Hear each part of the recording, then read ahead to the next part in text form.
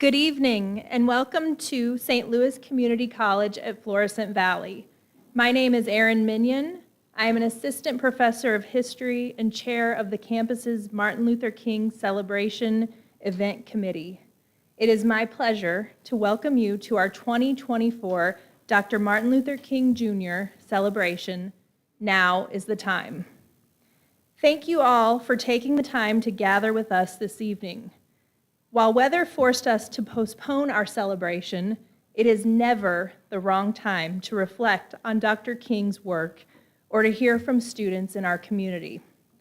Tonight, we will honor Dr. King's legacy and celebrate the incredible passion and talents of students from STLCC, students from our neighboring partner school districts, and members of our community. We hope that you will plan an active role in tonight's celebration. Please share your thoughts, impressions, and photos of tonight's event on the social media platform of your choice using the hashtag STLCC-FV MLK 2024. As a reminder, if you do take photos this evening, be sure that your flash is off so as to not disrupt our speakers. As part of our celebration each year, we ask that attendees contribute to our Archers Market, a location where students can access food and other basic necessities. While supporting the Archers Market, you are not only providing someone with some of the basic necessities to get them through their week, you're also helping to lower a barrier to his or her success as a student. If you are interested in donating to the Archers Market, please call 314-513-4534. A little more than 60 years ago, Dr. King gave one of the most important speeches in American history. This year, we asked students, faculty, and staff to help us begin tonight's celebration by reflecting on Dr. King's words. So please join me in turning your attention to the screen as members of the STLCC community deliver selected portions of Dr. King's I Have a Dream speech. As most of us are familiar with,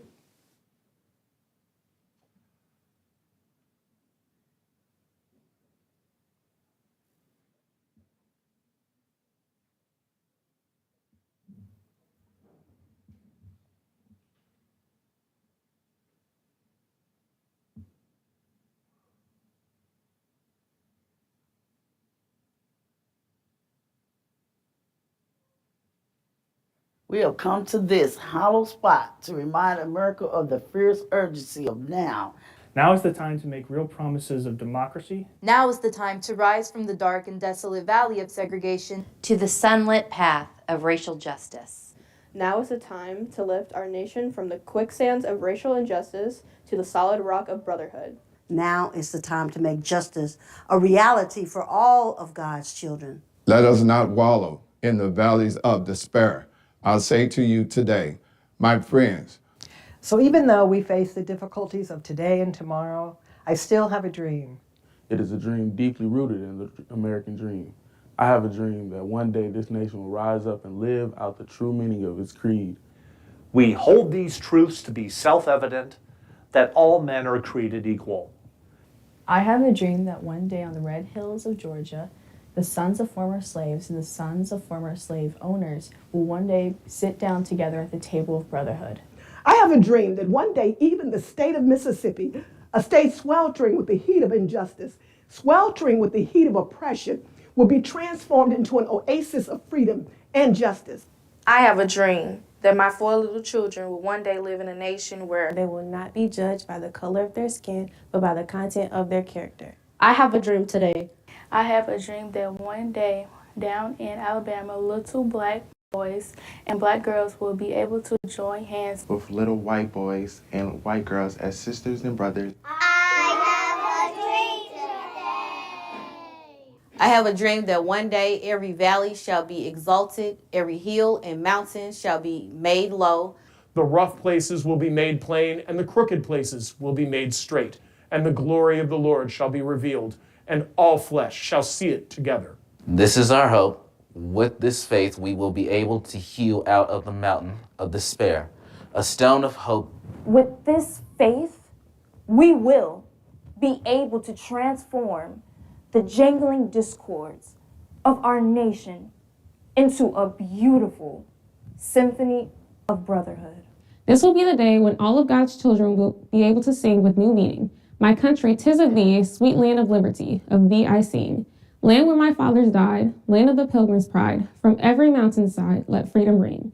And if America is to be a great nation, this must become true. And so let freedom ring from the prodigious hilltops of New Hampshire. Let freedom ring from the mighty mountains of New York. Let freedom ring from the heightening Alleghenies of Pennsylvania. Let freedom ring from the snow-capped Rockies of Colorado.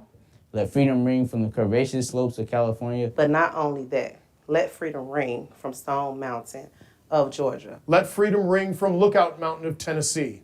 Let freedom ring from every hill and molehill of Mississippi. From every mountainside, let freedom ring. Free at last. Free at last. Thank God Almighty. We are free at last.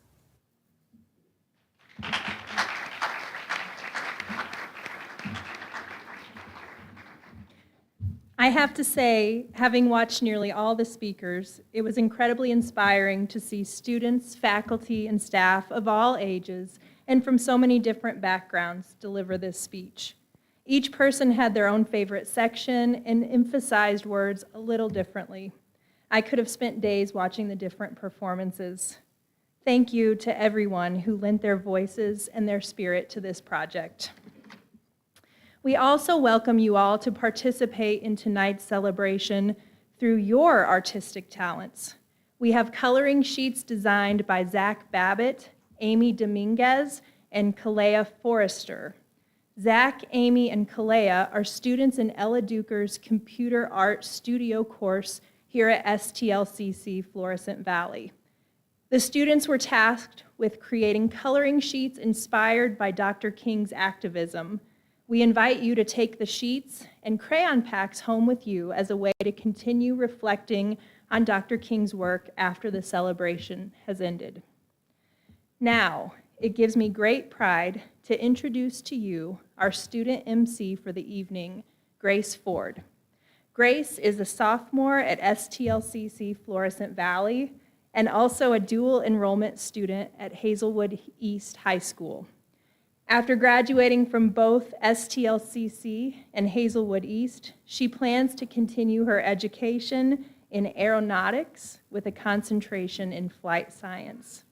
Please join me in welcoming Grace Ford to the stage.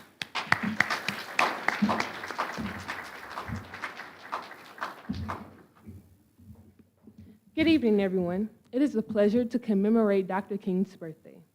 Tonight's celebration is in partnership with North County Churches Uniting for Racial Harmony and Justice. Celebrations such as ours must not only honor Dr. King, but also shine a light on the work of service, justice, and humanity that he has inspired. As mentioned, this year's theme is Now is the Time. Dr. King was passionate about building a community, and he knew that there was no better time than the present. By using messages rooted in love and humanity, he moved so many to come together and to create a world better for everyone. To this day, his words are encouragement, reminding us all that a peaceful, just, and inclusive world can only happen if it becomes everyone's mission to create one. And now is always the time for that work to be done. Tonight, you will hear from different speakers share what this message means to them and how Dr. King's tireless effort to inspire all of us to work together continues to have an impact on us today. I believe after we hear these passionate speeches, we will feel more empowered and inspired to continue Dr. King's work. It is my pleasure to now welcome to the stage Elena Elps, vocalist from the University of St. Louis, who will be performing Lift Every Voice and Sing. And she will be accompanied by Dr. Paul Higdon, Professor of Music.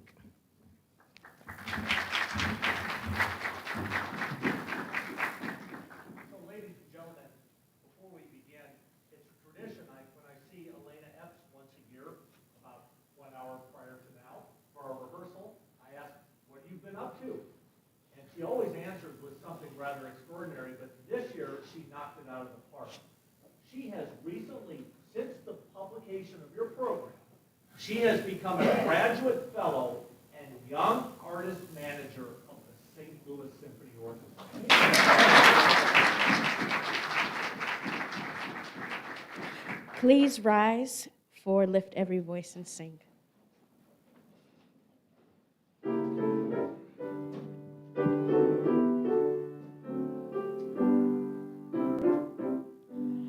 Lift every voice and sing till earth and heaven ring, ring with the harmonies of liberty. Let our rejoicing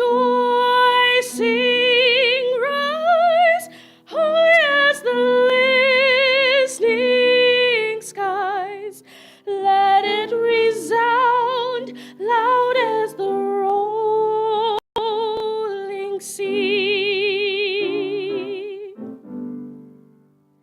Sing a song full of the faith that the dark past has taught us.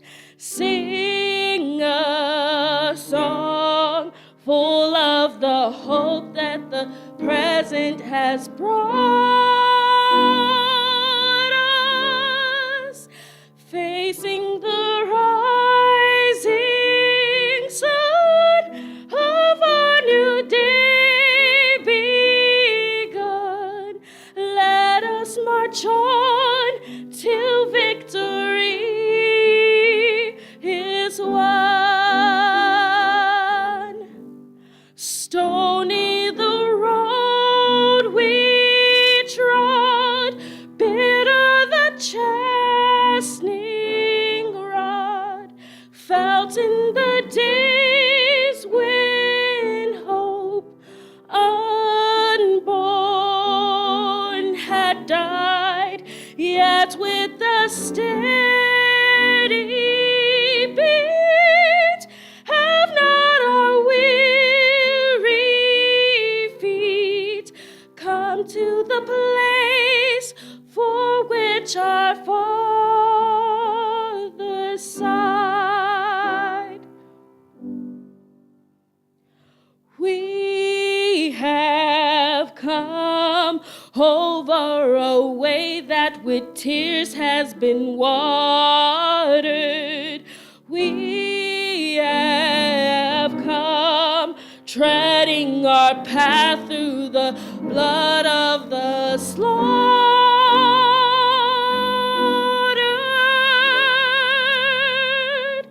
Out from the gloomy past, now we stand at last, where the white gleam of our bright star is cast. God of our wearies,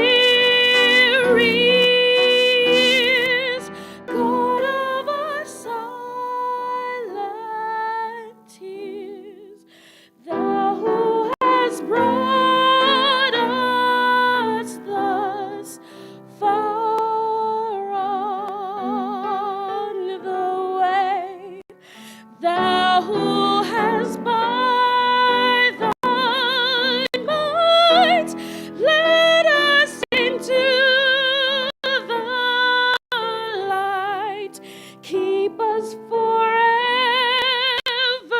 in the path we pray. Lest our feet stray from the places, our God, where we met thee, lest our hearts, drunk with the wine of the world, we forget thee, shadowed beneath thy hand.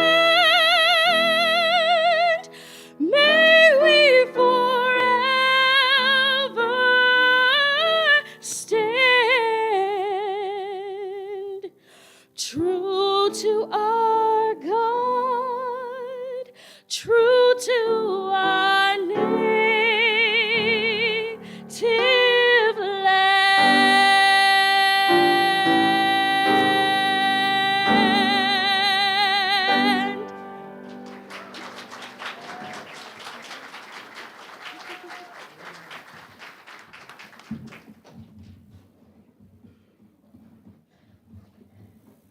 Thank you, Elena and Dr. Higdon, for your beautiful talents.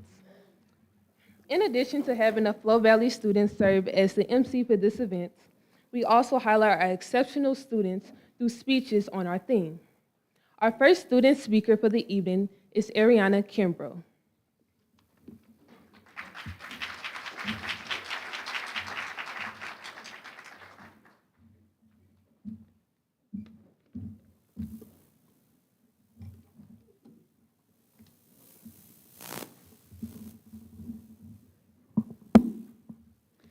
Hello and thank you to everyone that's here to celebrate this day. I wanted to first say that I'm happy to be here, paying my respects to and showing my appreciation for the man we're celebrating. Because while we honor him today, we feel what he and other civil rights activists achieved all year round. Dr. Martin Luther King Jr. fought for a change that he knew was worth it even when it put his life in danger. So even when it's scary, we can all try to remember that as long as we're there for each other, we can continue fighting for equality and equity in every aspect of our lives. Even if you don't think there's anything you can do, there are still little things that matter every day. In our communities, even just talking to someone or showing your active support can make someone's day and help people know that you're there for them. After all, we learned from MLK Jr. that we should fight for health, safety, and the rights of each other.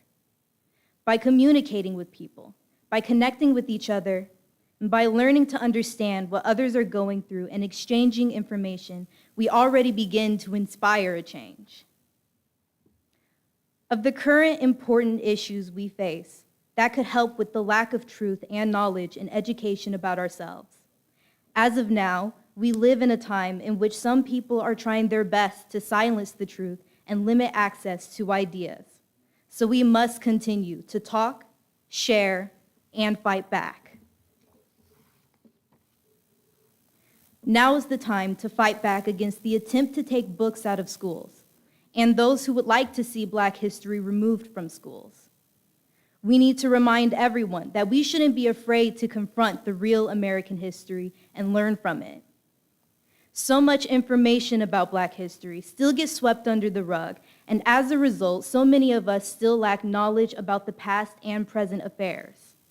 Black people still suffer from being seen through a shallow lens of stereotypes as opposed to as individuals. Additionally, it's just as important that we acknowledge and help other stereotyped and disenfranchised communities too, because if other communities are suffering, so are we. If one of us isn't seen as equal, none of us are. So get involved in your community. Try having more conversations. Talk to people and see what they think. See if there's anything you can do to help your community thrive and grow. See if there's anything that our actions can do to ripple throughout our communities, just as Dr. MLK's did. One of our most powerful tools is our voice, communication. So again, now we can deepen interpersonal connections with each other, treat each other with empathy and with care. Now is the time that we start having deeper conversations with each other and ourselves to truly understand what we and others are going through. Never be afraid to love one another and support one another, because deep down, some of the strongest changes are made when people reach out to each other and are not afraid to listen and be heard. Now is the time to take steps in figuring out who you are, what you want to do, and who you want to be, because it's never too late. We each have a voice of our own and a life of our own that, if carefully nurtured, can be a start to you living your life the way you feel the most proud of, to being able to help those you love, and even people you don't know, to inspire yourself and others around you to do the same, to start changes of their own and help this world improve. Dr. MLK didn't do what he did on his own. He was inspirational, powerful, and he could move whole communities.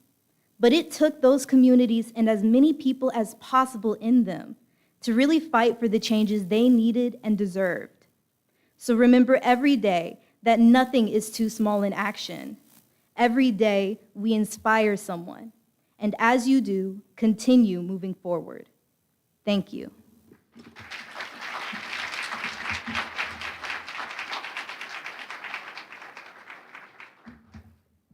Thank you so much, Ariana. We have one more student speaker from here at Flow Valley.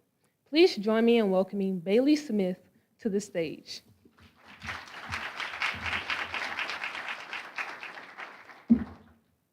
Good evening. For my speech in correspondence with this year's theme, Now is the Time, the quote, "If not now, when?" comes to my mind. Martin Luther King Jr. expressed to his followers that right now is the time for change. When talking about Black history, or even African Americans at all, I've noticed that Martin Luther King Jr. is the person who's talked about the most. Is it because of his peaceful protests, his articulated speeches, his PhD, his Nobel Peace Prize? Do you notice a pattern? We all know that Martin Luther King was renowned for his serenity and hopeful optimism. But what about after the Civil Rights Act was passed? In the last 2 years of his life, Dr. King had felt that his I Have a Dream speech had become a nightmare. While acknowledging that segregation was a heinous way to divide a nation by race, Dr. King also acknowledged the truth of there being another America.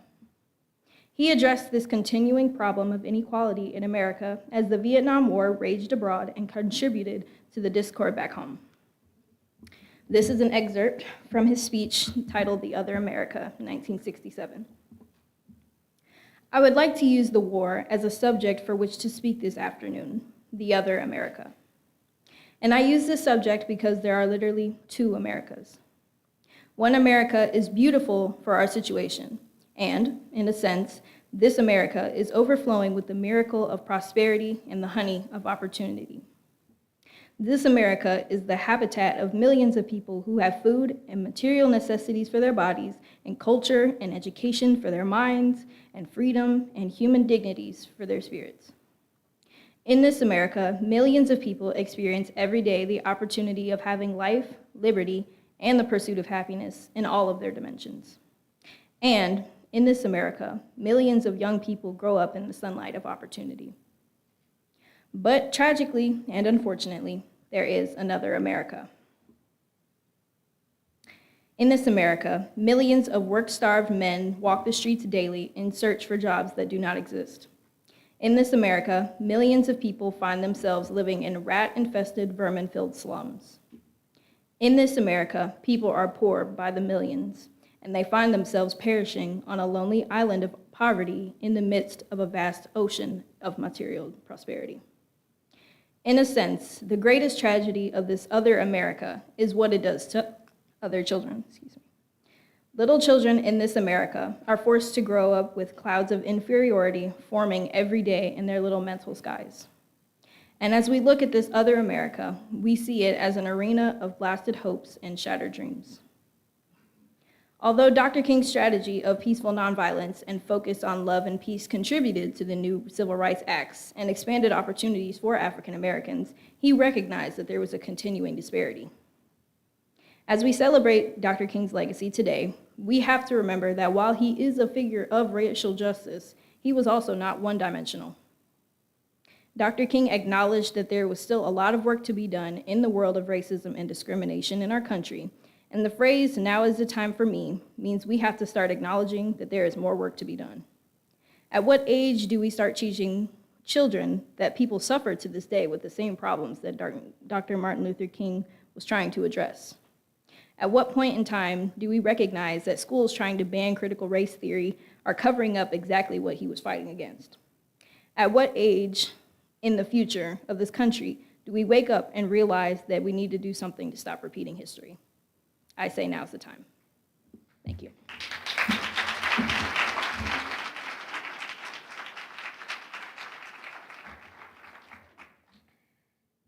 After hearing their words, I do not know that I've ever been prouder to be an Archer. Now, please allow me to introduce our Florissant Valley Campus President and Chief Academic Officer, Dr. Elizabeth Gazel Perkins.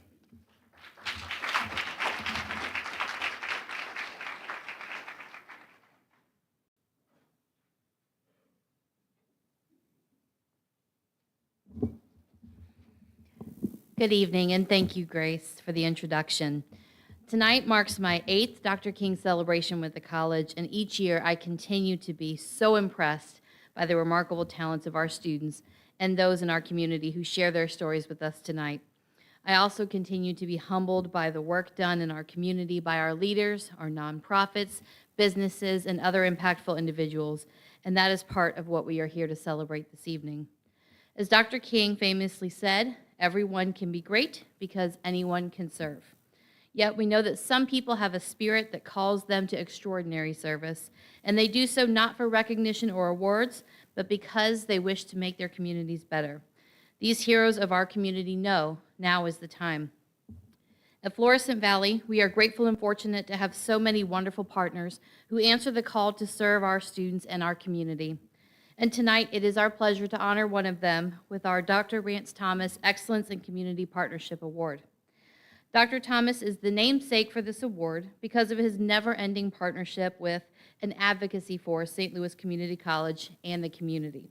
His work extended to supporting events at chambers, hospitals, churches, schools, and community groups. He was easily one of the most active members of North County and worked tirelessly to make this community a better place for all. In the spirit of Dr. King, Dr. Thomas specifically worked toward facilitating unity, racial justice, and harmony across St. Louis and beyond. Beyond all of these things, Dr. Thomas was easily one of the kindest and most genuine people I have ever met. He was a very dear friend to me and to so many. He was a cornerstone of this event every single year, and the pride he felt for our NCCU winners filled our theater and would have definitely filled not just this room, but the entire Student Center. The Dr. Rance Thomas Excellence in Community Partnership Award is the highest honor provided by the Florissant Valley campus to an external partner. The award itself is meant to symbolize the ways in which our college and tonight's recipient work together by connecting and intertwining two distinct pieces into one beautiful sculpture. This is our 7th year of presenting this award with other previous recipients, the Ferguson-Florissant School District, Rittner School District, Normandy Schools Collaborative, Christian Hospital, and Emerson Electric being just as deserving as Dr. Thomas. Fortunately for us, it was just as easy to select our 2024 recipient, St. Louis County Justice Services. Almost exactly 1 year ago, STLCC and St. Louis County Justice Services launched the PACE program, Progress Attained Through College Education. The program provides residents an opportunity to earn college credit to begin creating a better future for themselves once they have exited the judicial system, and even while they're in the judicial system. The first year of the program has been an incredible success. Students have not only completed their academic coursework, but they have truly excelled. We have more than 50 students participate and 20 courses offered. Some of our faculty who teach in that program are right here in this room. If you've taught in that program before, give a wave so we can thank you. You can wave higher, LaRonda. We love you. Thank you for your work. The students in our first year earned 529 credit hours with an overall combined GPA of 3.49. Additionally, a remarkable 15 students from this program earned eligibility in the Phi Theta Kappa Honor Society. Of course, nobody can provide a better perspective on this program's impact than one of our very first students. This student wrote, "I have received more support and encouragement here than I ever have in my entire life, and never dreamed I would ever get into college and become successful." The student added, "I am very excited to become a true asset to my family, my church, and to society. This is a huge thank you to the ones who made this possible and believe in me. I am worth the chance, and God knows my heart is pure." And I am so proud that the person who's here to accept the award tonight on behalf of St. Louis County Justice Services is the program's biggest champion, the woman who puts all of her heart and soul behind these students, behind the program, behind me, right? She trusts me to come in and do things. She trusts our faculty, and she makes it all happen. So please give it up thunderously for Missy Lichtig for St. Louis County Justice Services.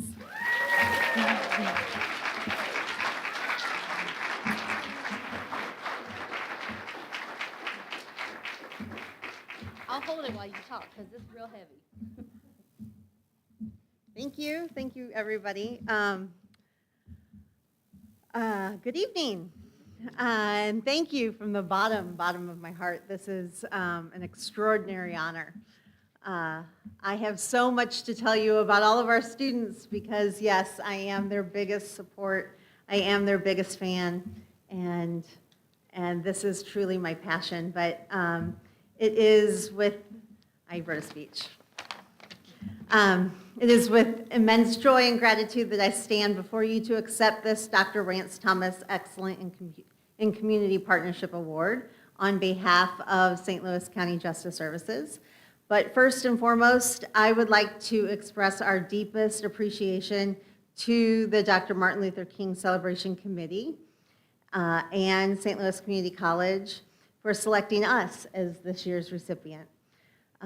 This is to be recognized in the footsteps of the esteemed Dr. Rance Thomas and to join the ranks of the previous awardees is a testament to the dedication and hard work of every member of our PACE team.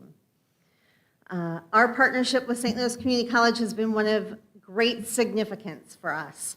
I firmly believe that collaboration is the cornerstone of positive change. And I am humbled that we are receiving an award that values the importance of working together towards creating equity and fostering opportunities for students to flourish. The legacy of Dr. Rance Thomas, who served as a leader in the North St. Louis County community, is an inspiration to us all. We are committed to upholding the principles he stood for and to contributing to the betterment of our community in his spirit. To the committee and to the entire St. Louis Community College team, our Justice Services extends our deepest gratitude for this recognition. It is a privilege to be a part of the Florissant Valley Dr. King Celebration. This is not just an event. It is a celebration of unity, equality, and the enduring spirit of community. We are grateful to be part of such a wonderful celebration. I also want to express my sincere gratitude to every member of the PACE program, every single member, including our students. This award is a reflection of your dedication, your hard work, and your commitment to our community. It's a shared achievement, and I am honored to stand here on your behalf. Once again, thank you for this incredible honor. We are inspired and motivated to continue our journey of service and partnership, working towards a community where everyone has an opportunity to thrive. Thank you. Two hands. Two hands. It's beautiful. Thank you all so much.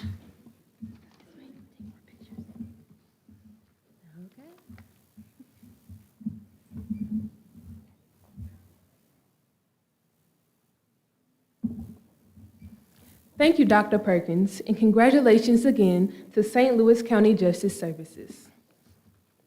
I would now like to welcome Howard Hayes to the stage. Mr. Hayes sits on the Board of Directors of North County Churches Uniting for Racial Harmony and Justice. Mr. Hayes will be introducing the winners of the NCCU's Dr. Martin Luther King Oratory Contest.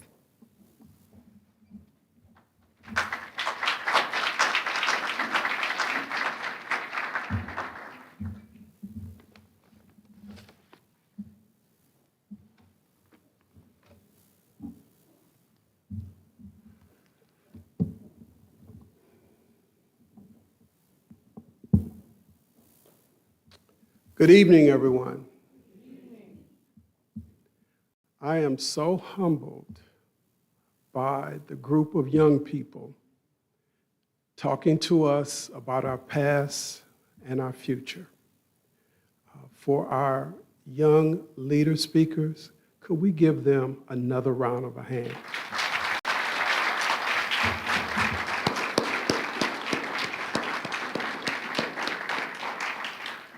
With you, our future is in good hands. Thank you so much. So, I am Howard Hayes. I am a member of the board of North County Churches Uniting for Racial Harmony and Justice, known as NCCU. But first, we have been, as an organization, co-sponsoring this event with St. Louis Community College for over 15 years. But as we did last year, I want to do again this year.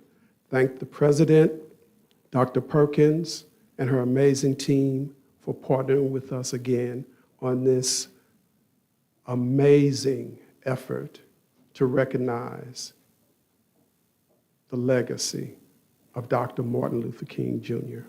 So, to Dr. Perkins and her staff, one more round of applause, please.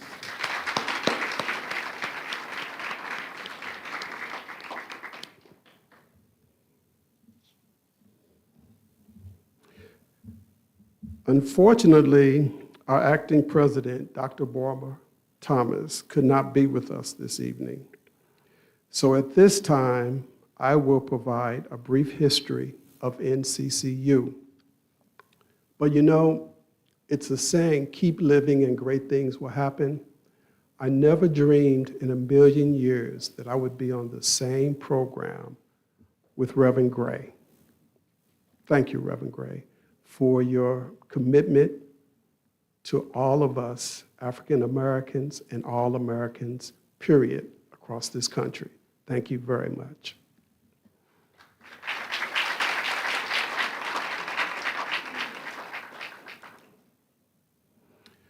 So before I begin my remarks, as you know, Dr. King was a Baptist preacher. And so if he wanted to get wind up in a sermon, he could easily do it. But if you looked at the archives of his interviews, when he met with his fellow members in the civil rights movement, he was a man of calm and peace. But as you know, his words move mountains. And so I would like for each of you to turn to the one sitting next to you and calmly say, now is the time.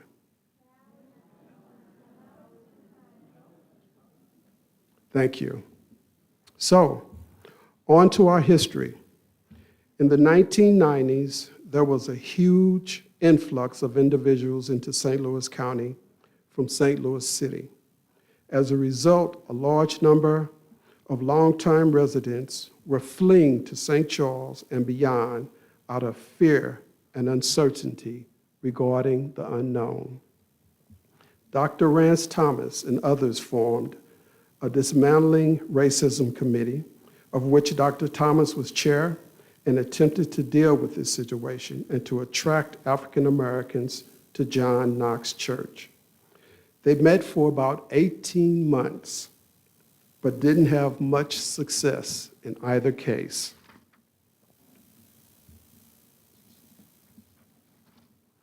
In fact, some of the dismantling racism committee members also fled. At that time, John Knox Presbyterian Church had less than 1% of African Americans in their church and were concerned about this also. Therefore, the former co-pastor of John Knox, Reverend Al Kronermacher, and Dr. Thomas invited other churches in North County to meet at John Knox to discuss the situation and learn more about what they could do to stop or slow down the loss of members. Other churches were experiencing the same problem. As a matter of fact, all North County churches wanted to do something about this situation. Dr. Thomas led the meeting as chair of the church's Dismantling Racism Committee, and 19 churches, the founding churches, participated. They met for 3.5 hours. The group decided that they had to do something about the situation. Therefore, they met again and eventually formed the organization called North County Churches United for Racial Harmony and Justice, NCCU, to promote racial understanding and social justice. That was in 1998. They began with a covenant to bind them together as a community of believers to work together on this situation. The basic principle was, and still is, if God loves each person unconditionally, how can we not do the same? Over 30 churches have signed the covenant, committing them and their members to work together to promote racial understanding and social justice. Currently, 25 churches are members because some have closed and others have merged with other churches.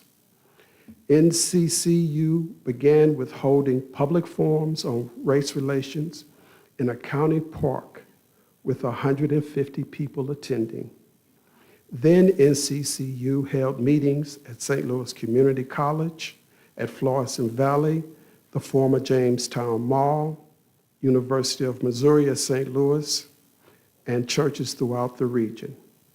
We had leaders from school districts, police departments, mayors, real estate agencies, hospitals, and of course our church members.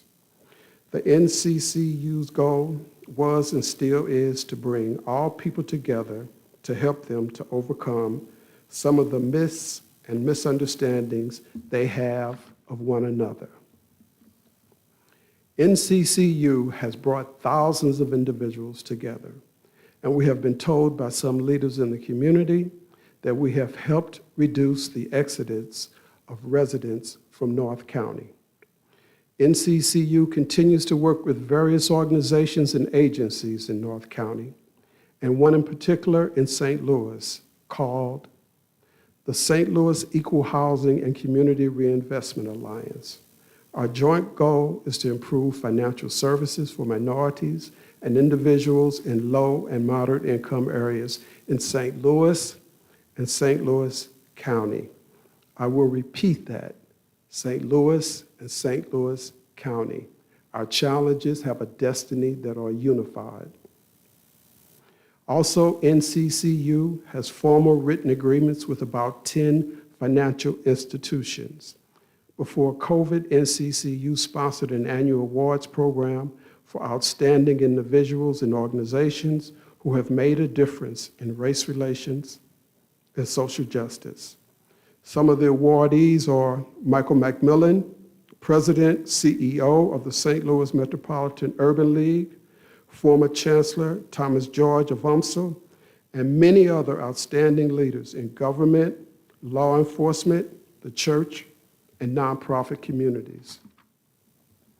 We have held a Youth Appreciation Award program as well, at which we recognize 15 to 20 outstanding students in North County schools for their achievements in education, citizenship, community service, artistic achievement, and athletic achievement. NCCU sponsors a computer academy during the summer, teaching students how to build a computer and use software. Upon completion of the training, students receive free computers. Since the Michael Brown shooting in Ferguson, NCCU has held public forums, conferences, prayer services, and meetings with police officials, city officials, clergy, and others participating. Although NCCU will call on area leaders at the highest levels, our mission is tied to the people of St. Louis County. For several years, NCCU has purchased $100 gift certificates and gives them to the Florissant Police Department to present to individuals they stop for minor offenses during the Christmas season. Instead of giving them tickets, they present them with $100 gift certificates and wish them their best as they go on their way. In 2023, NCCU provided 62 $100 cards to the police departments, and in 2022, we provided 65 $100 cards through the generosity of area churches and NCCU. The response the police receive is incredible. We expect next year to be even more impactful. NCCU has co-sponsored workshops, conferences, forums, and other events on race relations with St. Louis Community College at Florissant Valley. We have been working with the college for almost 20 years and have co-sponsored the Dr. King Celebration every year during that time. In connection with the celebration, NCCU organizes a Dr. King oratory contest on the life and work of Dr. King. The theme is the same as that at the college. At the contest, 5 winners are selected to present their essays during the celebration. They have been the highlight of the celebration and give us hope for our future. The winners have ranged in age from 8 to 80 years old. The Community Enrichment Commission of the City of Hazelwood also attends the contest and selects a 6th orator to present the city's Dr. Martin Luther King celebration. These are just some of the things we have done. I am pleased now to introduce the 5 orators this evening. Our first orator will be Miss Avery Davenport. Avery, please come to the podium.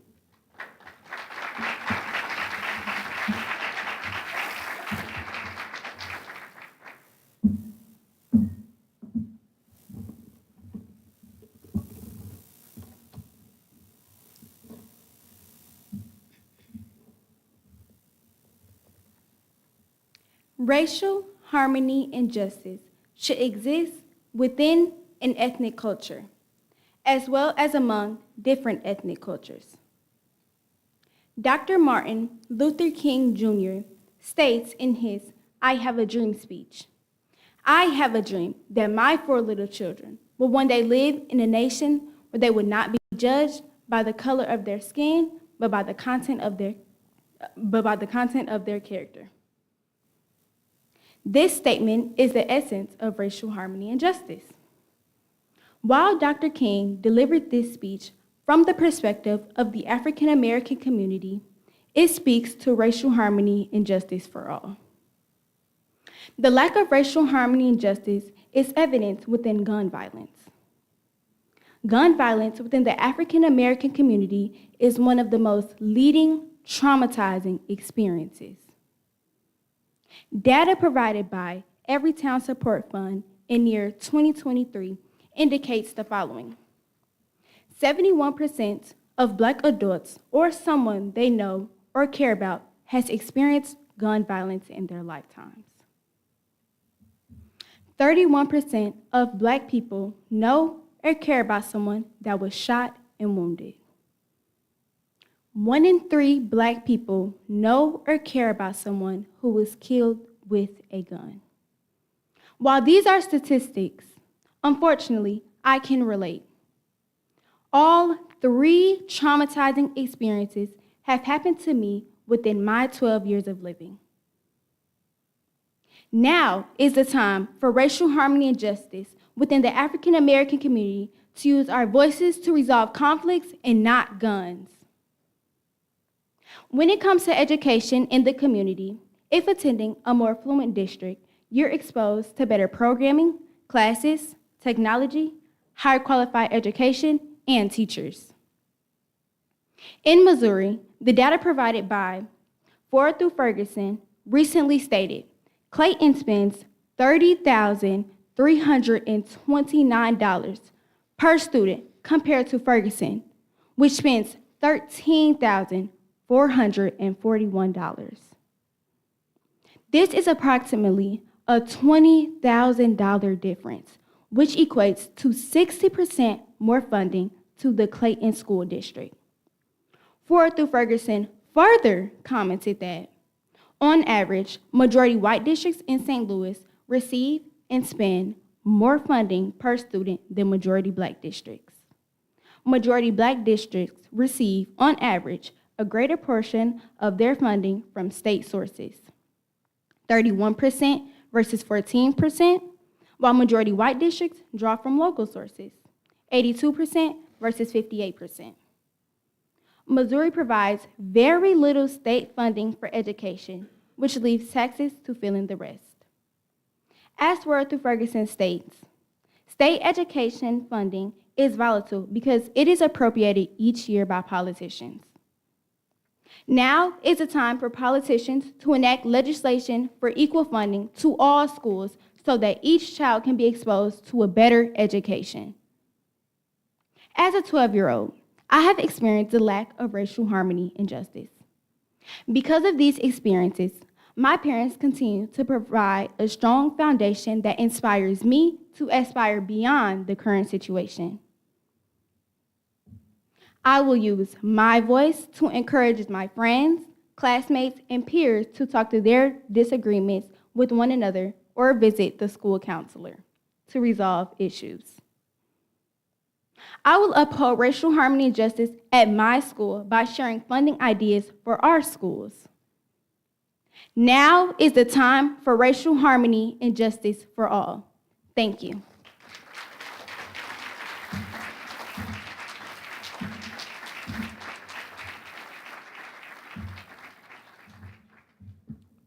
Thank you so very much, Avery. Now I'd like to call to the podium Evan Hines. Evan?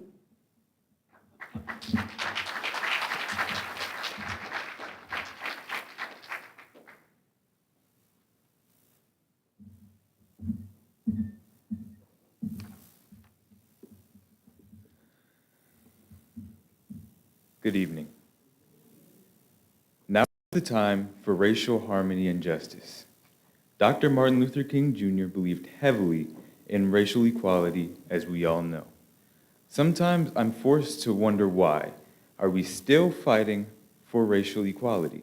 And how do we achieve it to make this place we call home truly equal and harmonized? The problem of race is one that has been long studied within all industries. The reason why we study this is to compare and contrast. But comparing and contrasting is the exact reason why we don't have racial harmony. Racial harmony can only be achieved by joining together and understanding other races within our communities, rather than comparing ourselves to each other. In the past, white people were scared of black people. Some still are today. But it's not people they're scared of. It's what the black people could do, not only physically, but also intellectually. The strength of a black person's mind scared white people.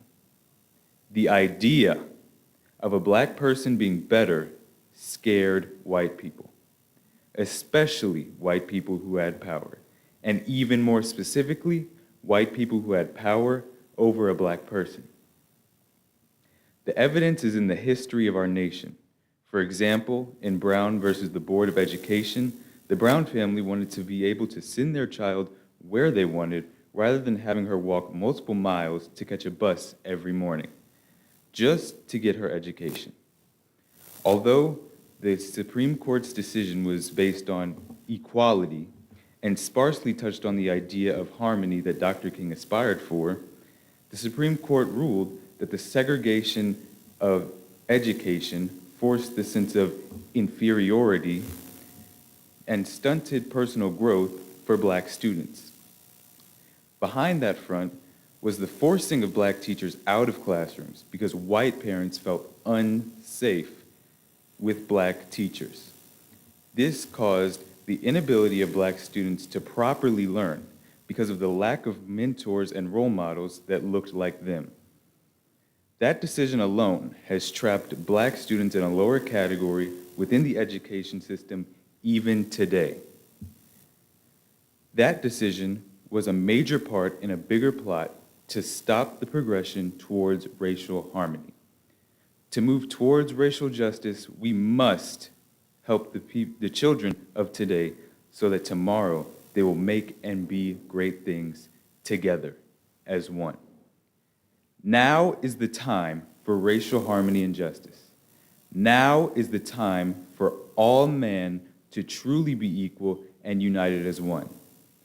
Now is the time to take control of life and make racial equality the truth for the youth of this nation. Now is the time for racial harmony and justice. Thank you.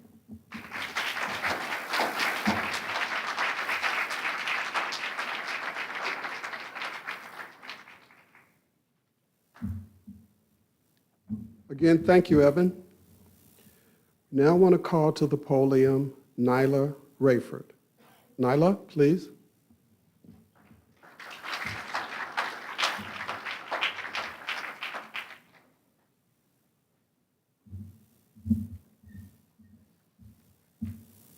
Good evening. Now is the time for racial harmony and justice. When I first read this quote from Dr. Martin Luther King Jr.'s I Have a Dream speech, I struggled with what racial harmony I want to see happen. There are so many to choose from, and that's what stumped me. I have to have knowledge on this topic, something that I can have an in-depth discussion with others on. Then it came to me. I wish to speak to you all about a topic I've experienced: internalized racism within the Black community. I understand if my statement causes confusion. It might not make sense to you, and sometimes it doesn't make sense to me. The Black community is a tight-knit group.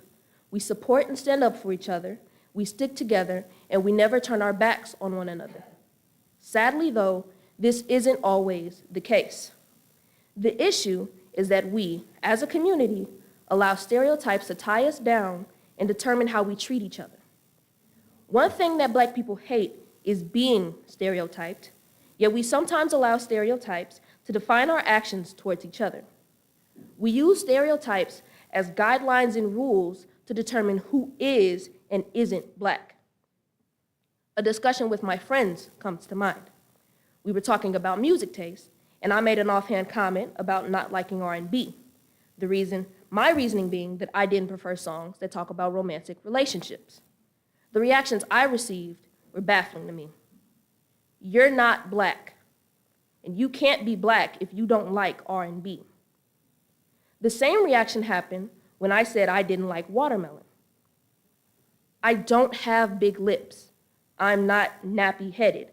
I don't have incredibly dark skin, and yes, my father plays an active role in my life. This doesn't change the fact that I'm Black. Not acting or looking like the stereotypical Black person doesn't take away from my experience as one. I have yet to come across a Black person that fits the stereotypes. I won't lie and say that I've never taken such prejudiced actions based on internalized racism before, because I have. I prefer stores in other areas rather than my own neighborhood because I believe that the quality of service and care is better. My family prefers going out to Chesterfield and St. Charles when we go grocery shopping. It's not something that's done on purpose. This form of racism has been ingrained in our society for so long that it's a subconscious practice that most people participate in. I'm not here to shame anyone or place any blame.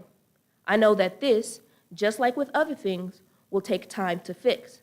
But as long as we are striving to fix it, it can be done. Now is the time to fix the way we think about ourselves and each other. Now is the time to get rid of internalized racism. Now is the time for us to heal. Now is the time for racial harmony and justice within the Black community. Thank you.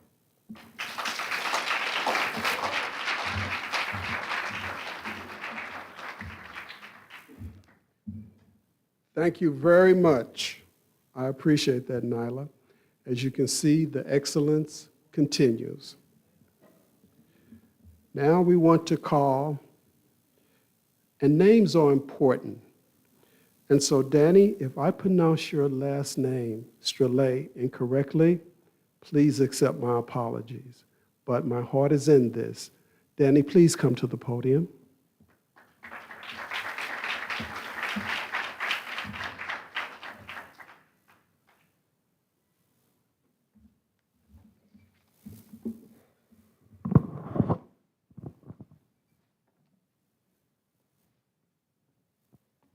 Good evening. As World War II reached its conclusion, Charlie Parker composed the tune of the century, titled Now's the Time. This saxophonist derived his composition from the ongoing discrimination and oppression he faced.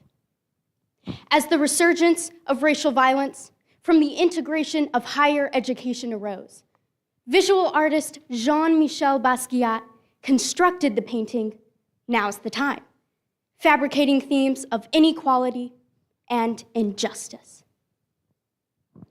Both mediums use the same phrase as famously stated in Dr. Martin Luther King Jr.'s I Have a Dream speech.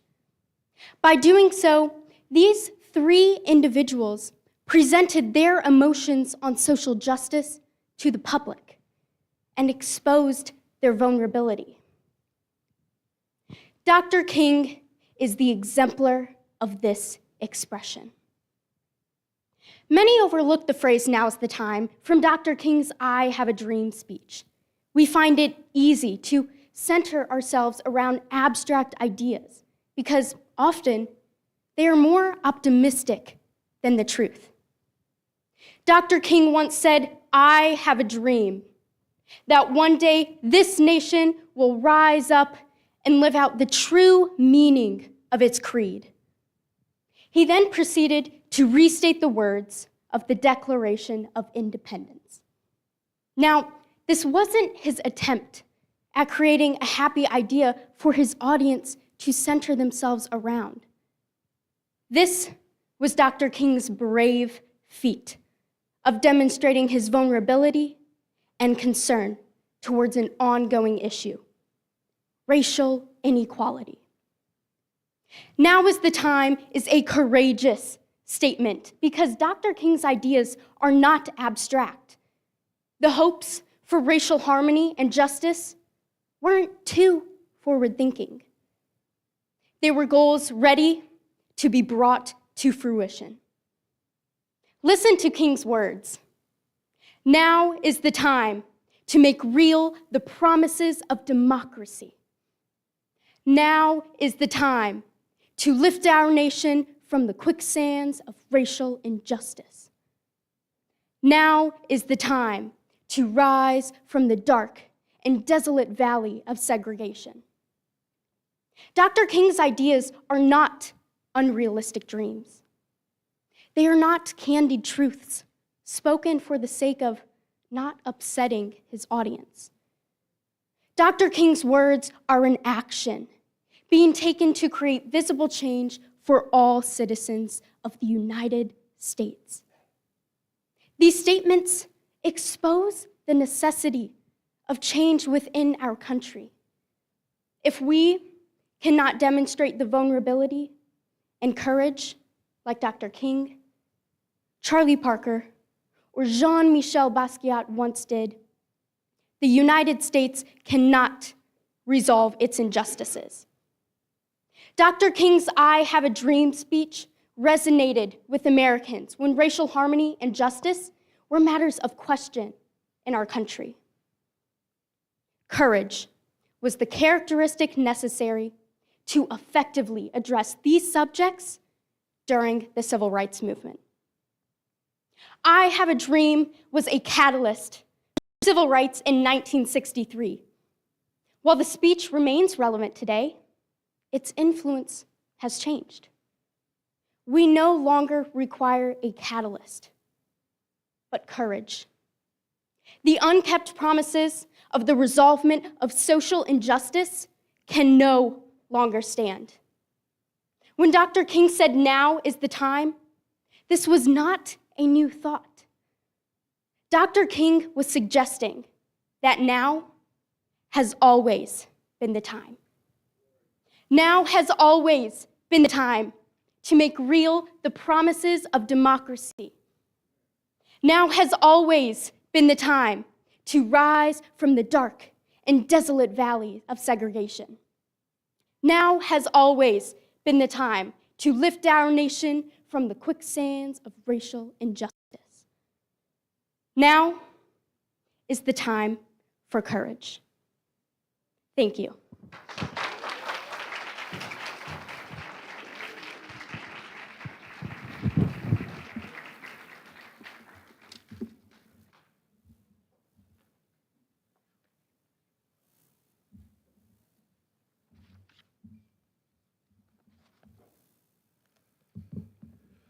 Well, excellent work, Danny. Before I call our next speaker, Danny mentioned John Michel Basquiat. Artist Basquiat died at 27 years old. He was a homeless African-American male that only painted for less than a decade. But his paintings now sell around the world for upwards of $100 million. So let no one bet against America. We have a long way to go as we move to a more perfect union, but it's the best place on the planet. Gregory Troop, please come up.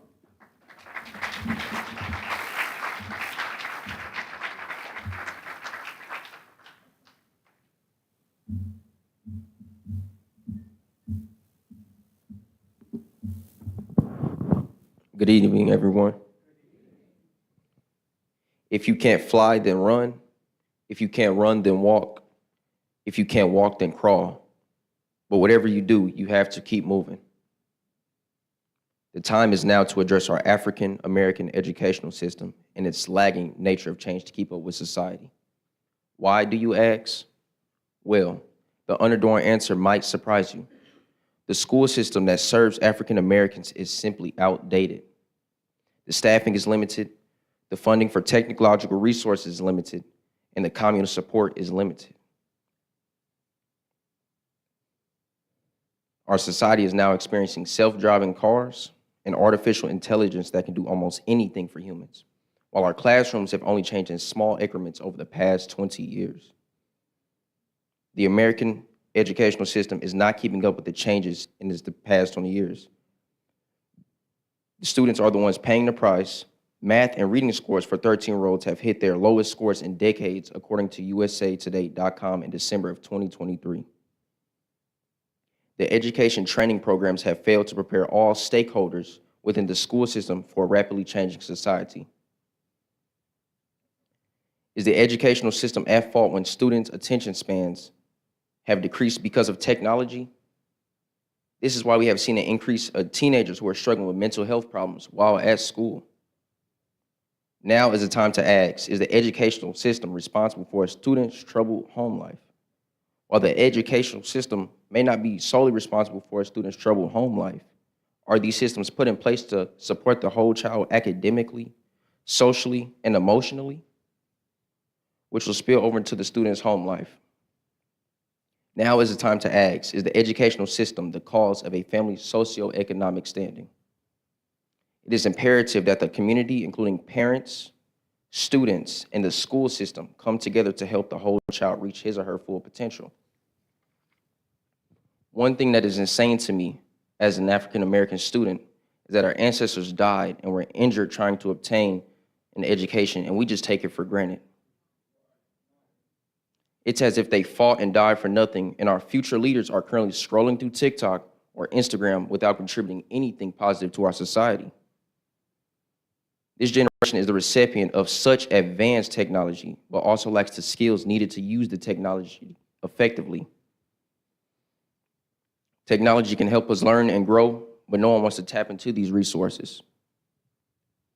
Now is the time to address how the educational system is failing to keep up with the changes in its clientele. Now is the time to utilize the resources that technology provides us to meet students where they are in the journey of learning. Now is the time to encourage the tribal attitude that promotes students, parents, and educators working together to influence our future leaders. These strategies will help us achieve racial justice. If we embrace this model for change, then our ancestors, who didn't have a right to learn, but fought for this right, will be proud that we have picked up the torch and continued this movement. Thank you.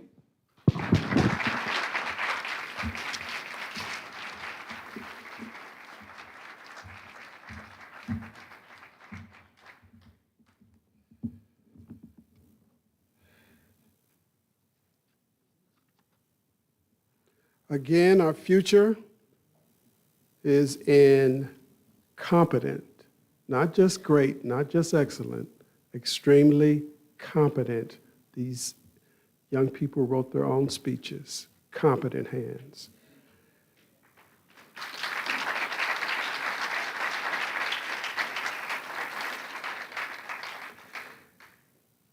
Now, if I may, before we bring up our keynote speaker, I'd like to ask all of the members, the board members of NCU, join me quickly with our oratory winners. Here at this stand, we have certificates for them. So it'll take us about 5 minutes.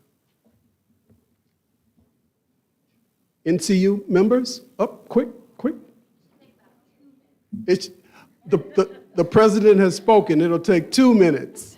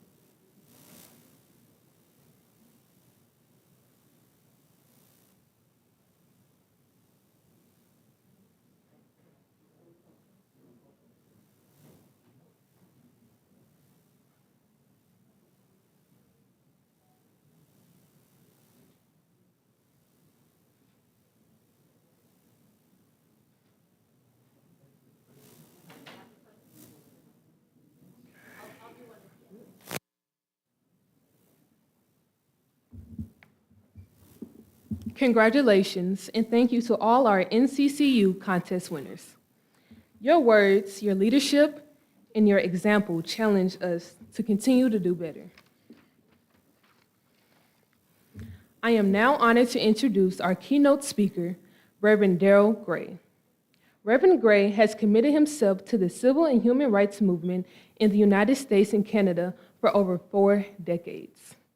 Reverend Gray has served as senior staff to some of the most dedicated civil rights organizations and leaders across the country, including the NAACP, Rainbow Push Coalition, Southern Christian Leadership Conference, the Reverend Jesse Jackson, the late Representative John Lewis, the late Coretta Scott King, amongst others. Embodying our theme, Now is the Time, Reverend Gray currently serves as senior pastor of Greater Fairfax Missionary Baptist Church here in St. Louis. He is Director General for the Progressive National Baptist Convention, Incorporated, and Chairperson of the St. Louis Detention Facilities Oversight Board. His extended biography can be found in your program. Please join me in welcoming our keynote speaker, Reverend Darryl Gray.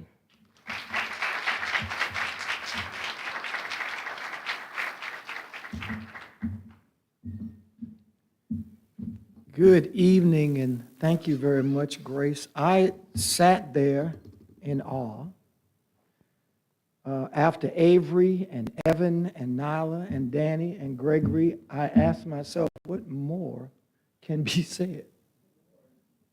They have done an awesome job, and I would invite you to show them some more love.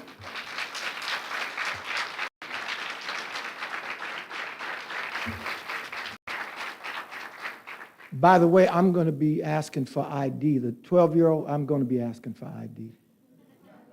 You are not 12 years old. No, seriously, I'll be asking for ID later on. To your president, Dr. Perkins, and to Dr. Hayes, and all who were involved in inviting me tonight, thank you very much. I am going to be mindful of the time that has been given to me. I understand I have 2 hours or something like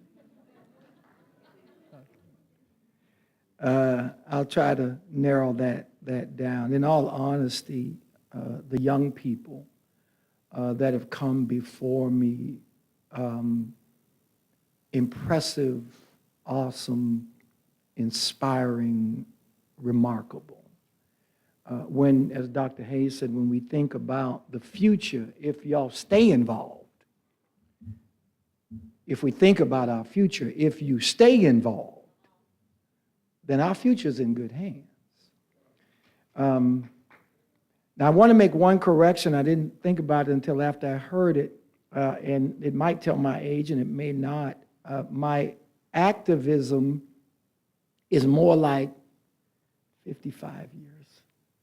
It said 40 years, and that was my secretary's fault, but it's more like 55 years of activism.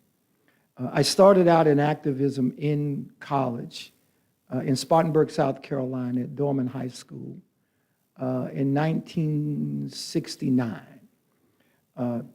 Someone mentioned Brown versus the Board of Education, 1954, when the court said that schools should be integrated. Well, the word didn't get to us until 1969. And I was in high school. I just started high school, and we were at a Friday night pep rally. You know, in the South, we're big on our pep rallies. And it was a basketball pep rally, so we were inside. We were in the gym. And it was in the afternoon. Hundreds of students in the gym, most of the black kids on one side, most of the white kids on the other side. It was the 60s in the South. All of a sudden, the door burst open, and this young white student came riding in on a white horse carrying a Confederate flag in the middle of the pep rally, inside on the basketball gym floor. Needless to say, I thought it was somewhat awkward. I got up and I walked out. What I did not know was that 400 other students walked out behind me. And I was put out of school for, quote unquote, inciting a protest. I told the principal I wasn't inciting anything, I just felt uncomfortable. But my organizing really didn't take place until after the military, at Benedict College in Columbia, South Carolina, HBCU,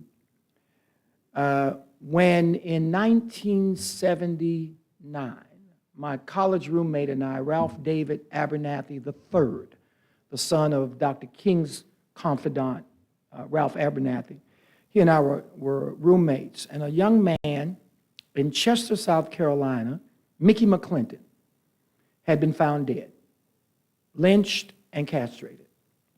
Rumor had it that he was dating a young white girl in Chester, South Carolina, 1979, and we knew we felt that we had to do something.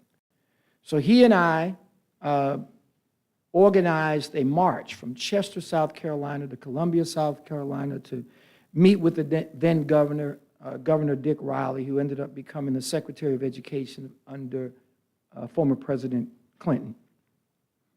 Had a very successful march, and that was my introduction to organizing and activism.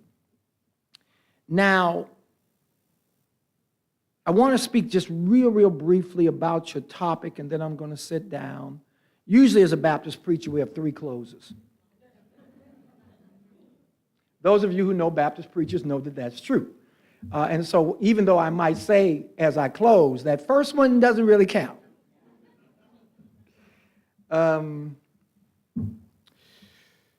The words, now is the time. Oh, let me back up. I was told, housekeeping, voter registration outside.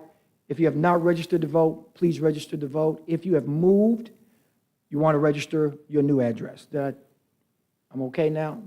Okay. Wanted to make sure I do that. And I thought about this as I was sitting down. Ain't gonna let nobody turn me round, turn me round, turn me round. Ain't gonna let nobody turn me round. We're gonna keep on walking, keep on talking. We're marching up the freedom land. We shall not be moved. We shall not be moved, just like a tree that's planted by the water. We shall not be moved. No justice? No justice? Whose streets? Whose streets? If we don't get it, shut it down.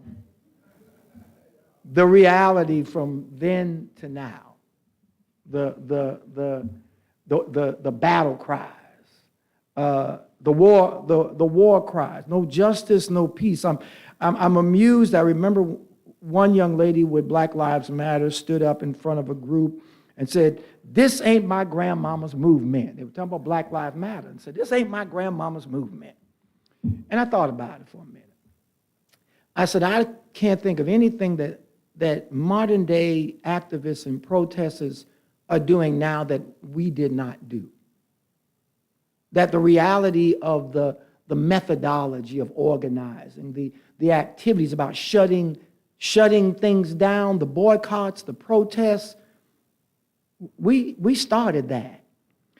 Technology may have enhanced the communication, but at the end of the day, it's still boots on the ground. It's still 10 toes in. I just thought I'd just share that as a part of, not necessarily Dr. King, but we're in Black History Month, so I thought I'd share that. I have a dream. August 28th, 1963. And during the March on Washington, as someone mentioned, with everything that Dr. King said in that 12 and a half, 13, 14-minute speech, we remember the excerpts. Now is the time. We, as someone said, we do, I have a dream that one day, the Dr. King in the Baptist preacher cadence, I have a dream one day. We get that, we remember that I ain't gonna do it. But that's what we remember, that I have a dream that one day my children, and that we get, but embedded in that speech, we get the now is the time. Where's Danny? Where's Danny at? Don't ever put me up behind these young people again, ever again in life. That to make real the promise of democracy, to rise above the dark, desolate valleys of segregation, to the sunlit path of social justice, to lift our nation from the quicksands of racial injustice to the solid rock of brotherhood. Now is the time to make justice a reality for all God's children. And Dr. King said it would be fatal for the nation to overlook the urgency of the moment. Dr. King said it would be fatal for the country to overlook the urgency of the right now, of the what is happening right now. Not what is happening in Mississippi or Alabama, but what is happening in St. Louis, Missouri, what is happening in Chicago, what is happening in California, the urgency of the right now, the right now of what is happening to not just black folk, but black and brown and male and female, gay and straight, rich and anyway, I'm a preacher. He cautioned the nation not to overlook the urgency of the moment. Don't overlook what is happening in this country right before you, right before your eyes in real time. And just a little side note, you know, as a student of black history, as a student of the civil rights movement, and leading up to that march, there was a lot of discussion about who would speak, about who wouldn't speak. The women's groups, they wanted a female speaker included. Young people, especially the SNCC, the Student Nonviolent Coordinating Committee, they demanded a young speaker. Everybody wanted someone to represent them. The women's groups, there was a pushback on them because the organizers, the leaders of the march felt, well, you're represented already. You're represented in labor. You're represented among the faith-based groups. You're represented among the civil rights groups. And so the sisters said, we're going to let y'all have your way on this one, but we will see you again. But the young folks said, no, we want to speak now. We appreciate the fact that y'all have done this and done that, but America needs to see young folk. They need to hear young voices. It's reminiscent of the Obama campaign when this elderly black voter was asked by CNN, ma'am, who you going to vote for? And she just kind of looked around. And the CNN reporter, he must have thought she didn't hear him because he got louder. Ma'am, who you going to vote for? And she just kind of looked around. And the second time before he could say anything, she said, I heard you the first time. She said, I'm waiting to see what the young folk are going to do because they can see farther than me. And so it was important that SNCC, it was important that young folk were heard and seen at the March on Washington. And some of you may recall that former Congressman John Lewis was the person who was invited to speak. When I thought about it, it reminded me of the Francis Howe High School students. You know, the school board that said that we are going to eliminate black history in our curriculum. The school board that said we are going to take black literature out of libraries, and students, black and white, said, no, you won't. Not on our watch, not in our school, because now is our time to stand up, to speak up. And it shouldn't be a coincidence, because the reality of the civil rights movement is that it has always been young folk who have really led and organized and stood 10 toes in. It's been young folk, primarily from community college campuses, HBCUs, state-funded organizations, private colleges from the North and the South, who have really been the architects and the vehicle and the creativity and sometimes the cannon fodder for the civil rights movement. It's been y'all. And it wasn't a coincidence that Dr. King used young folk during the civil rights movement in Birmingham. It wasn't a coincidence that they bombed the 16th Street Baptist Church and killed those 4 little girls. It wasn't a coincidence they bombed that church, because that's where young people were being trained, in that church. It had nothing to do with the church. It had nothing to do with it being a black church. It was all about, this is where young folk are being trained. So it became the point of attack.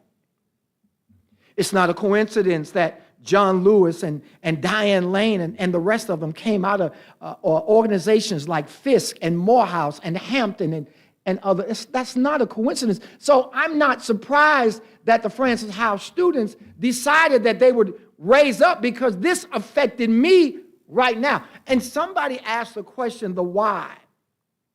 Why the attack on critical race theory? Why the attack on this idea of being woke? Why this attack on a black curriculum and black literature? And then somebody said, well, the rationale, Reverend Gray, might be because white folk don't want young white students to be traumatized.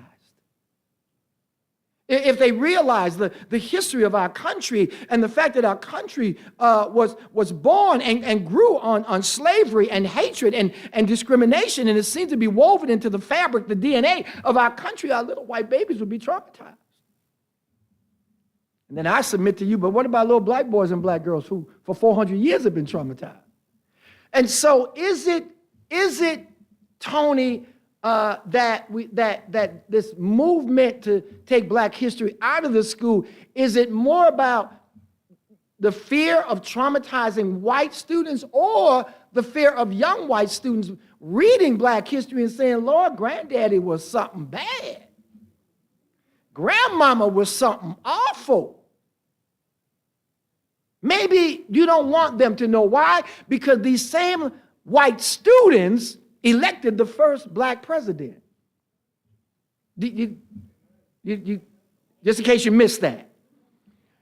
When former President Barack Obama was elected, they anticipated that black folk would vote for it. They already knew we were going to vote.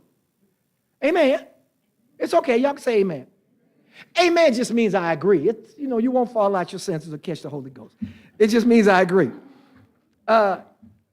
What we did not realize is that 65% of young white first-time voters, 65% of young white first-time voters, 65% elected the first black president. They decided, I'm not going to vote like my folk used to vote. I'm not going to vote based upon your past. I'm going to vote based upon my future. And so 65% of young Danny and them voted. You didn't vote. You weren't old enough. But you know what I'm saying. They voted. But not only did 65% of young white voters go against a history and a heritage, they not only did they go against their ancestors and their culture and their privilege the first time, they did it twice. They put that same guy back in. And so when that happened, and I'm not talking about white men that are here, because I'm assuming that all the white men that are here are good, you all right, you get it. You get it. But white men lost their minds. When their children and grandchildren elected a black president, white men across this country lost their minds. They said, what is happening? Because in their minds, they began to see America, the complexion of America changing. The color of America got darker. It wasn't what they were told. It wasn't the Ozzie and Harriet, Leave It a Beaver. Y'all, I'm sorry, I forgot. I'm talking to a younger group. Dr. Perkins, it wasn't that anymore. And you told me that America was going to be great again.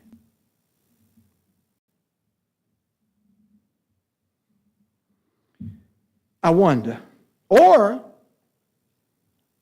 was it so little black students wouldn't look in the history book and realize that their history did not start in 1611, 1619 in Jamestown, West Virginia, when 26 slaves were brought off of a slave ship, that our history did not begin here, that our history began somewhere else. Maybe you don't want little black students to realize that they, as Jesse would say, really are somebody.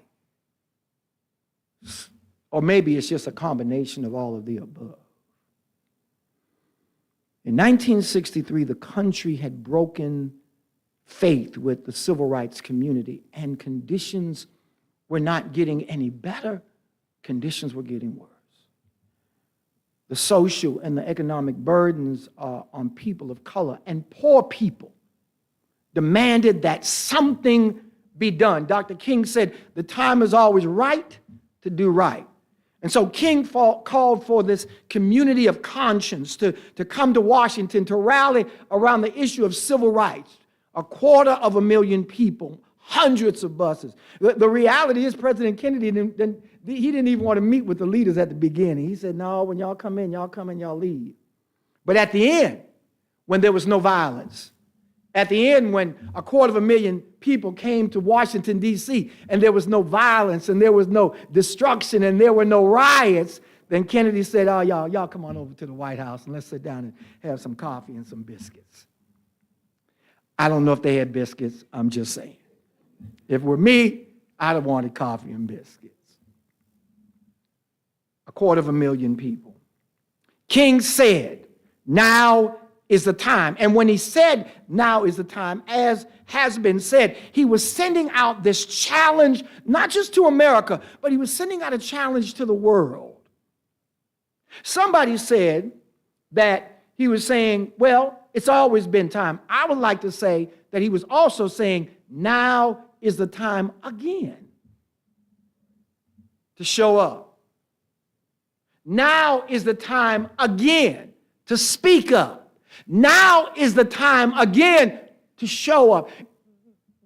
This idea of the March on Washington didn't originate with King. It originated with A. Philip Randolph in 1941 when he told Eisenhower, we're going to march to D.C. And Eisenhower said, wait a minute, don't march. I'm going to give you what you want. That was in 41. And so A. Philip Randolph realized, but wait a minute, okay, now if we march again, if we threaten to go to D.C. again, maybe, just maybe, we'll get something else. What did we get out of 41? We got the Fair Employment Practices Commission. Okay. What do we need in 1963? We need voting rights. We need civil rights. That's what we need. That's what we're going to call for. But in addition to that, the freedom to vote, the freedom to live where we want to live. We hadn't gotten to the freedom to love who we want to love yet. We hadn't gotten to that. But that freedom and jobs. Okay. So let's make a call, and Dr. King called. That was that challenge. It was as if Dr. King was looking into the hearts and the soul of people everywhere. Because Dr. King understood that this is not just about black folk. You got more poor white folk than you have poor black folk. It's just that poor black folk, the numbers are disproportionate, but there are more poor white folk. Anyway, it wasn't inclusive though. That was one of the failures of the march. It wasn't as inclusive as it could have been or as it should have been. And we've evolved that civil rights is now human rights, and human rights is women's rights, and LGBTQ plus rights, and prisoners' rights, and those challenged with disability or simply those who are different. And so it's changed. Dr. King, through the march, Dr. King, through his words, his action, influenced the federal government to take more of a direct action. And he understood that it had to be the federal government because we even see now state governments. We've got about 30 state governments who are trying to turn back the clock on voting rights for people of color in this country. They're trying to take our country back to the Jim Crow day when we had to beg to vote. When grandmama had to tell the poll worker how many bubbles were in a bar of soap. Do you know how many bubbles are in a bar of soap? You can't answer that question. There's no answer to that question. And so you've got 30 states. You've got states who are initiating laws that are anti-LGBTQ plus, states that are initiating laws that ban reproductive rights and women's rights and voter states that are doing that, who are trying to take us back to the days when America was great. I'm just saying.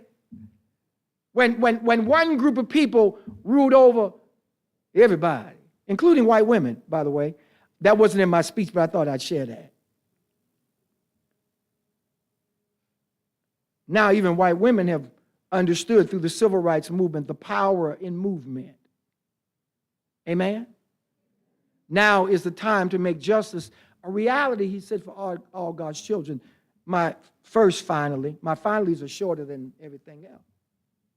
King was referring to something bigger than one police officer or one prosecutor. It was something more audacious than what usually happens in the courtroom. When you think about the last 10 years since somebody said the death of Mike Brown, the murder of Mike Brown Jr., and I understand that. I understand sometimes, words are important. Mike Brown was killed.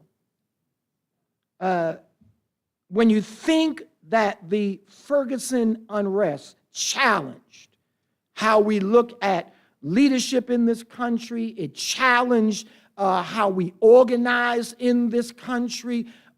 Ferguson, St. Louis became the epicenter for this new social justice movement, how we operate, how we and how would you think most modern activists today would hear,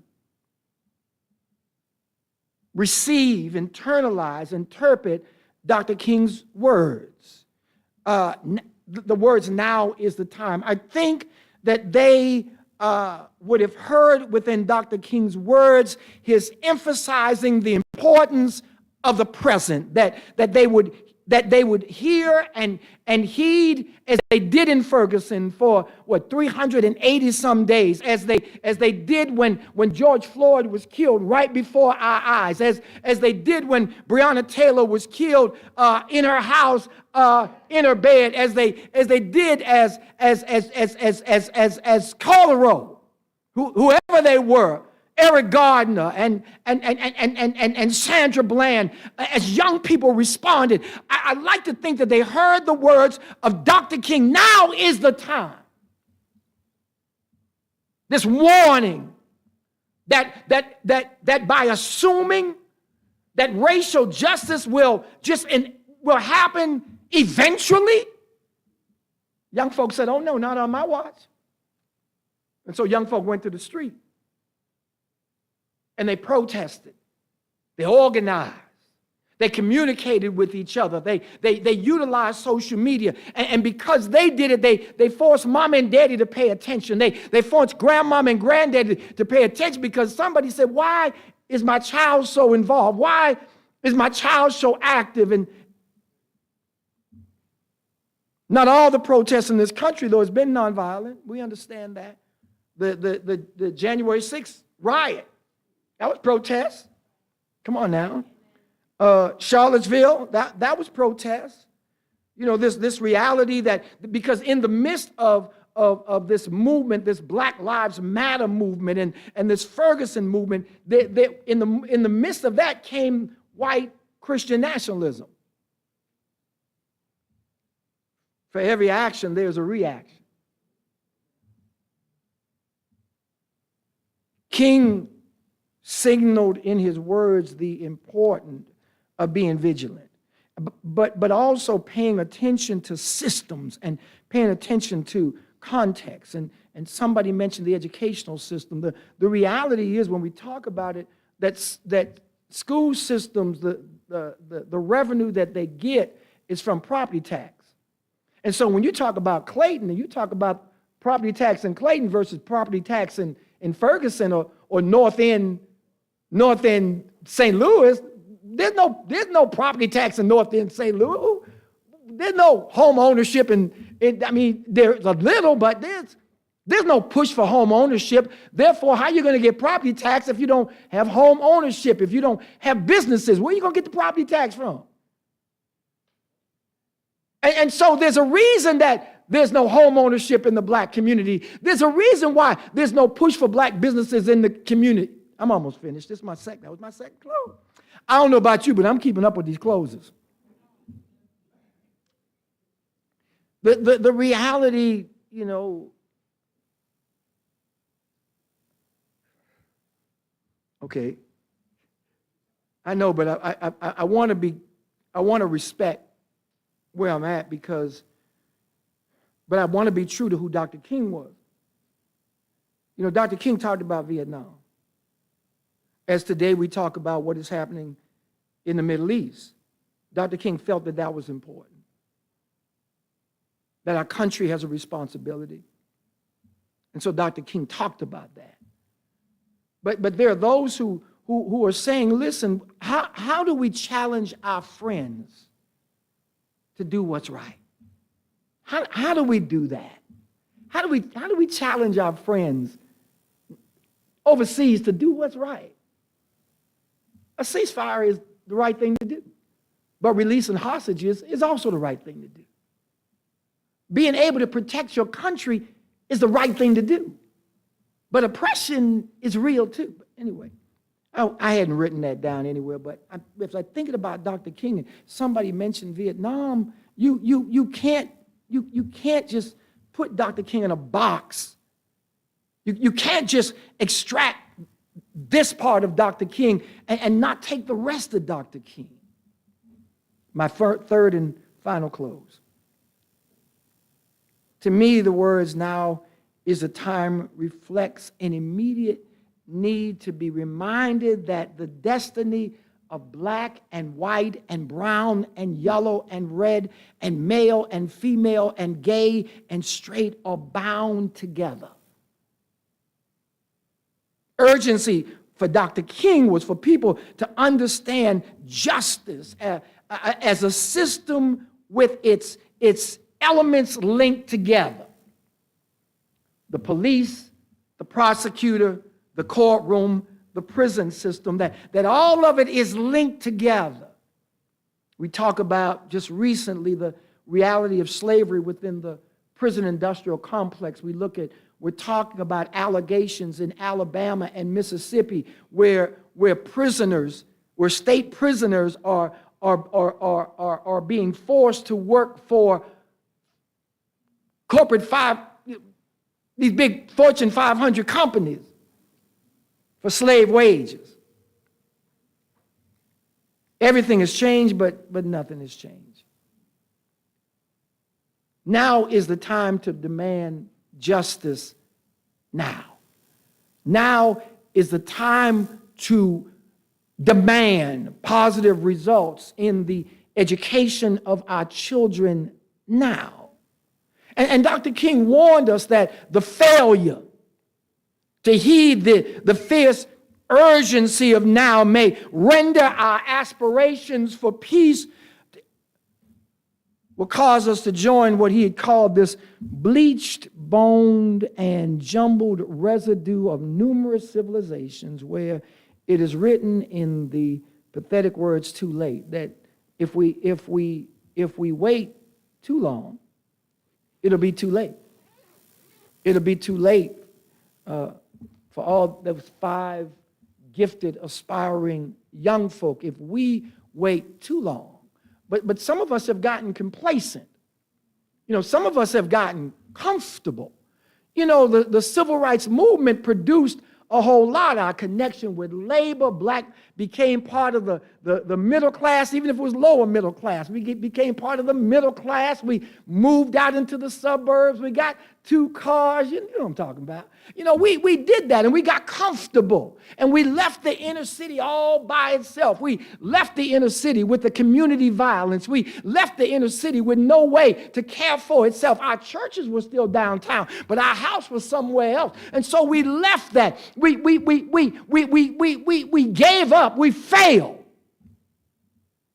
Because we said, now is the time for me to get up out of here.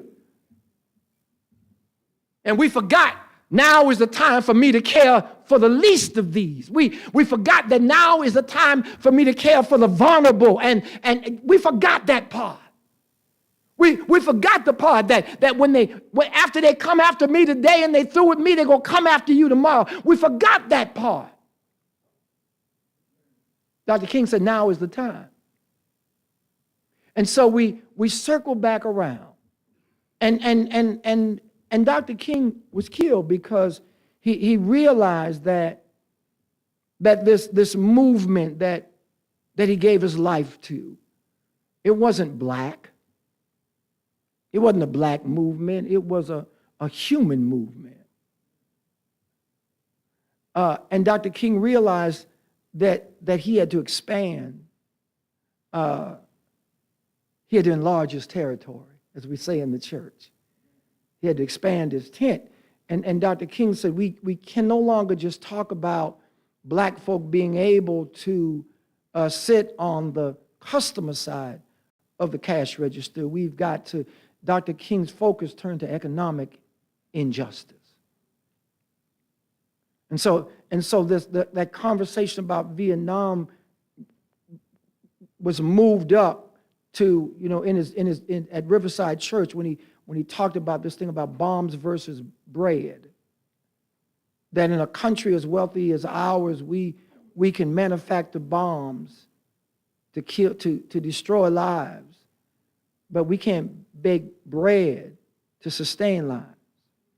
He talked about being the richest country in the world, the state of poverty that so many folk are living in, and that poverty that determines the life you live in so many cases, whether or not you choose a life of crime or.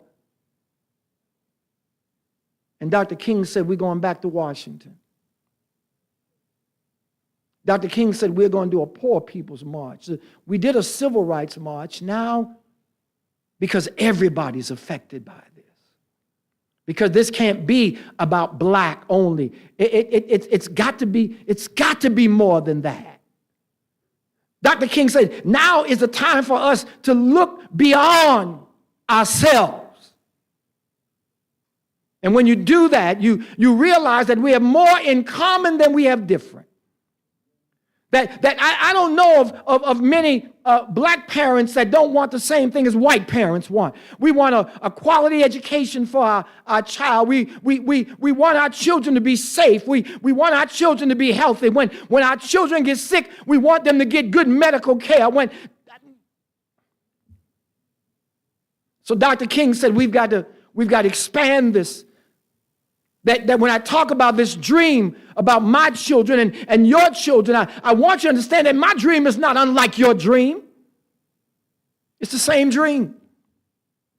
And so he said, let's come back to Washington. And because they realized the power that building alliances have, that the power of this community of conscience, this power of unity, when they understood that Dr. King was able to bring together various communities, people that may not have agreed with everything that Dr. King agreed with, but there was a commonality in this whole idea of economic justice and injustice. Because it was the foundation of so many of our ills and so many of our problems. And when they realized that he could bring back 1 million people, they killed him. When we talk about this fight, there's haves and have-nots and wealth and generational wealth and wealth gap and wealth disparity. It is real. And Dr. King understood that. And so I would imagine that if Dr. King were still alive today, that would be his focus. His focus would be on economic injustice. His focus would be on making sure that we had the resources that we need in our communities so that we would not have to go beg and cap in hand to others to feed our children, to house our children, to educate our children. And so I thank you for the time that you've given me tonight. I don't know if that was helpful or not. Like I said, the 5 that came before me, they actually did all the work. All I did was came in here and just shared with you what they had already shared. But I thank you again, Dr. Perkins, for the opportunity. I thank you, Dr. Haynes, for sharing in this collaborative. And I'm encouraged by y'all. I see y'all. I'm encouraged by y'all. Thank you very much, and God bless you.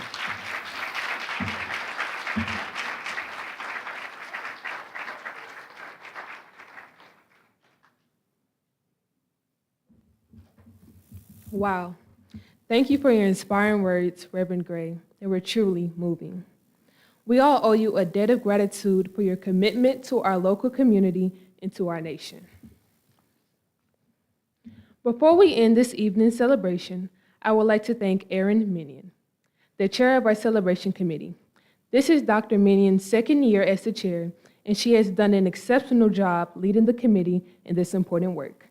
Please join me in a round of applause for Dr. Minion.